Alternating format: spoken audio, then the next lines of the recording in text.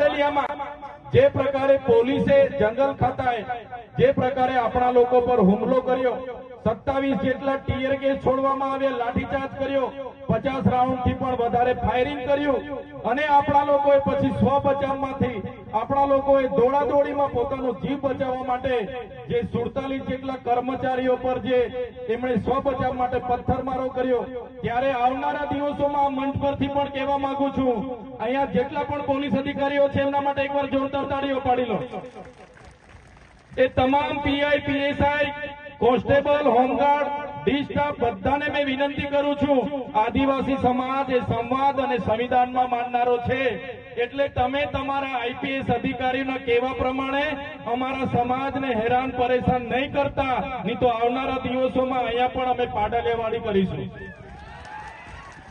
અને જરૂર પડશે આવનારા દિવસોમાં ગાંધીનગર તરફ પણ પ્રસ્થાન થશે અને ગાંધીનગરમાં જો આદિવાસીઓના ખોટા જાતિ પ્રમાણપત્રને લઈને જે લોકો નોકરીઓ પર છે, જે લોકો રિઝર્વેશનનો લાભ લઈને ઘૂસીને આજે અમારો હક છીનવે છે, એવા લોકોની જો આવનારા દિવસોમાં વિશ્લેષણ સમિતિ એનો નિકાલ નહીં કરશે, આદિવાસીઓના જેટલા પણ પ્રશ્નો છે એનું નિરાકરણ નહીં લાવશે, તો આખો આદિવાસી સમાજ આવનારા દિવસોમાં ગાંધીનગર તરફ પ્રસ્થાન કરશે અને ગાંધીનગરમાં અમે સત્તામાં બેઠેલા લોકો સાથે નેપાળવાડી કરવા પણ તૈયાર છે।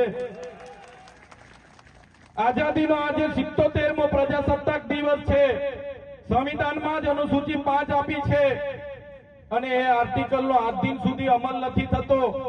આજે અમારા પ્રવીણ દાદાએ કીધું કે બંધારણના 366 અંતર્ગત આપણને અનામત મળ્યું છે, ત્યારે અહીંયા બેઠેલા મારા વડીલો, માતા બહેનો, તમને મેં વિનંતી કરવા માંગુ છું, વાકેફ કરવા માંગુ છું, આર્ટિકલના 360ની પેટા કલમ 25 અંતર્ગત આપણને હિન્દુ મેરેજ એક્ટ લાગુ નથી પડતો, 1955 નો હિન્દુ મેરેજ એક્ટ લાગુ નથી પડતો, 1956 નો આપણને વારસાઈ ધારો લાગુ નથી પડતો।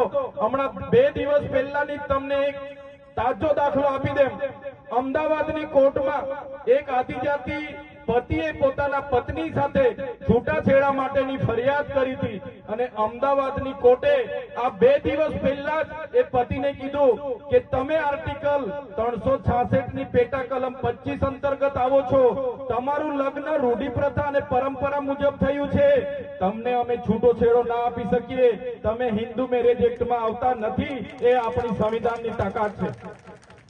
ત્યારે આપણે જાગવું પડશે।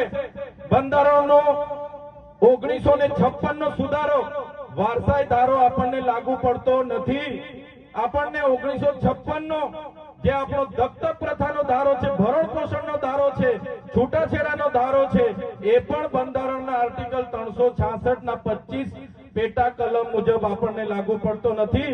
એ બધું આપણે જાણવું પડશે અને આપણા સમાજને જાગૃત કરવા પડશે। સાથીઓ, 2027માં જાતિગત જનગણના આવવાની છે અને એમાં આપણી જે ધર્મની કલમ હશે એ આ લોકો લાવવા માંગતા નથી, ત્યારે આ મંચ પરથી તમને બધાને કહેવા માંગુ છું, આવનારા દિવસોમાં જે પ્રકારે ઝારખંડની સરકારે, હેમંત સોરેનજીની સરકારે ઝારખંડ રાજ્યમાં સરના ધર્મો કોડ લાગુ પાડ્યો છે, એ જ પ્રકારે ગુજરાતમાં પણ આદિવાસી ધર્મો કોડ લાગુ થાય, આપણી કોલમ આવે, એના માટે આપણે લડવું પડશે। આદિવાસીઓ માટે અલગ ધર્મો કોડની માંગ આ મંચ પરથી પણ કરીએ છીએ અને આવનારા દિવસોમાં તમામ અહીંયા ઉપસ્થિત આગેવાનોને વિનંતી કરું છું, તમારી આગેવાનીમાં ગુજરાતના વિધાનસભાના બજેટ સત્રમાં મોટા કાર્યક્રમનો ગાંધીનગર આહવાન કરો। ગુજરાતના 14 જિલ્લામાંથી આદિવાસીઓને ભેગા કરવાની જિમ્મેદારી અમે લઈએ છીએ। આદિવાસીઓનો અલગ ધર્મકોડ હોવો જોઈએ, આદિવાસીઓનો અલગ ધર્મકોડની માંગ કરવી પડશે, નહીં તો આપણને ડીલિસ્ટિંગમાં ખપાવીને આપણને મળતા અનામતના લાભો પૂરા થઈ જવાના છે। આજે તમે જોઈ લો, જે લોકો ગૌણ સેવા પસંદગી મંડળની આજે 40% કટઅપનો રેશિયો લાવ્યા છે, આ લોકો જીએડી ના 18/5/2023 નો પરિપત્ર તમે વાંચજો, આદિવાસી ઉમેદવારોને 15% મળેલી અનામતની જગ્યાએ આ લોકોએ 335 નો ઉલ્લંઘન કરીને, આર્ટિકલ 335 નો ઉલ્લંઘન કરીને આદિવાસી વિદ્યાર્થી હોય કે એસસી વિદ્યાર્થી હોય, એ ઉમેદવારે ફરજિયાત 40% લઘુત્તમ માર્ક લાવશે તો જ પસંદગી પામશે એવી પરિપત્ર બહાર પાડ્યો છે। આ મંચ પરથી તમને કહેવા માંગુ છું, આવનારા દિવસોમાં 18/5/2023 નો પરિપત્ર રદ કરાવવા માટે અને આપણા વર્ગતળના ઉમેદવારોને ન્યાય અપાવવા માટે પણ ગાંધીનગર ખાતે આપણે આંદોલન કરવું પડે તો આપણે બધાએ ઉપસ્થિત થવાની જરૂર છે અને સરકારના GAD ને આ પરિપત્ર રદ કરાવવો પડશે। સાથીઓ, આજે આદિવાસી અસ્મિતાની વાતો થાય છે, સંસ્કૃતિની વાતો થાય છે, ત્યારે હું તમને વિનંતી કરવા આવ્યો છું, તમારો સ્વમાન જગાડવા આવ્યો છું। આજે આદિવાસીની વાત ચિંતન શિબિર છે। આજે જે પણ લોકો પોતાનો સમય આપીને અહીંયા આવ્યા છો એમને હું નમન કરું છું, વંદન કરું છું, પણ આપણી બધાની જવાબદારી છે, અહીંયા માત્ર ભાષણબાજી કરીને નીકળી નથી જવાનું। આપણે આ મંચ પરથી સંકલ્પ લેવાના છે કે આજે આપણા સમાજ ખોટા જાતિના પ્રમાણપત્રનો સામનો કરી રહ્યો છે, આ 40% કટઅપનો સામનો કરી રહ્યો છે।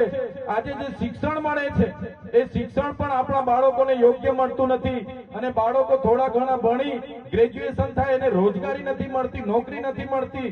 એ તમામ પ્રકારની સમસ્યાઓ જે આ વ્યવસ્થાએ પેદા કરી છે, ત્યારે આ સરકાર સામે પણ આપણે ઉતરવું પડશે। આઝાદીના 78 વર્ષ થઈ ગયા।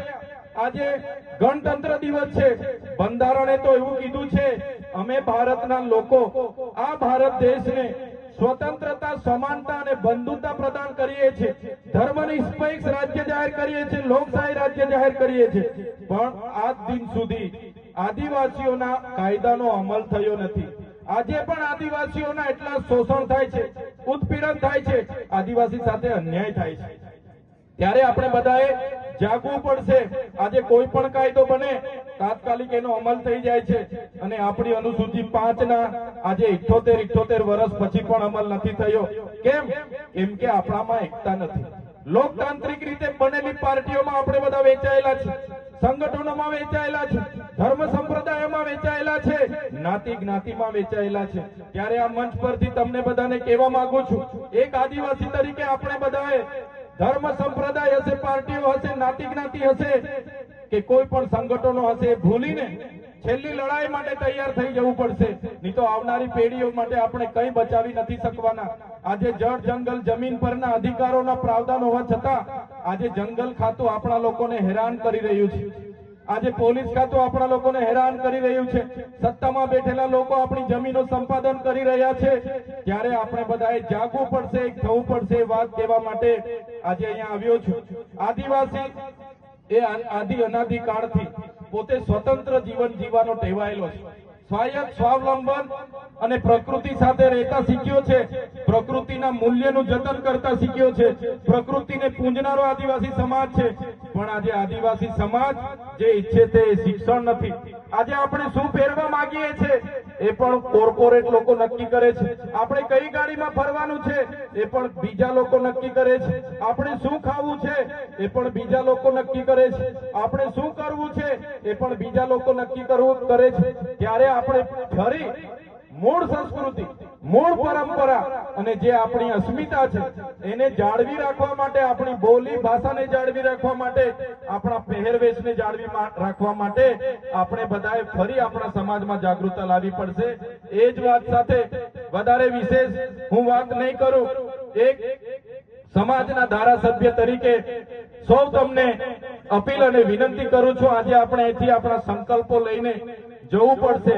આ મંચ પરથી જે પણ લોકોએ પોતાના વક્તવ્ય આપ્યા છે, પોતાના ઉપદેશો આપ્યા છે, એને વધારે ને વધારે આપણા સમાજમાં કઈ રીતના પહોંચાડી શકાય, એ ચાહે વન અધિકાર અધિનિયમ 2006 ની વાત હોય, એ ચાહે 73AA ની વાત હોય, એ ચાહે જમીન સંપાદનના કાનૂનની વાત હોય, એ ચાહે જળ, જંગલ, જમીન પરના આદિવાસીઓના પ્રાવધાનની વાત હોય, રૂઢિ પરંપરાગત અંતર્ગત આદિવાસીઓને મળેલા અધિકારોની વાત હોય, ગામ સભા મળેલા પાવરોની વાત હોય, આપણા મુખીઓ, આપણા પૂજારાઓ, આપણા સરપંચો એમણે પણ આ જાગૃતતા લાવવી પડશે।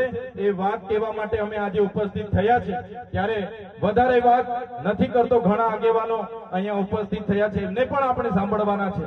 ત્યારે આજના આ કાર્યક્રમમાં આયોજન કરતા તમામ આયોજક મિત્રોનો, અહીંયા ઉપસ્થિત થયેલા નામી અનામી તમામ સંગઠનના પદાધિકારીઓનો, તમામ સરપંચો, મુખીઓ, પટેલો અને વડીલો, મારી માતા તુલ્ય માતાઓ, બહેનો, યુવાનો બધાનો જ હું ખૂબ ખૂબ આભાર માનીને વિનમું છું. બધાનો ખૂબ ખૂબ આભાર.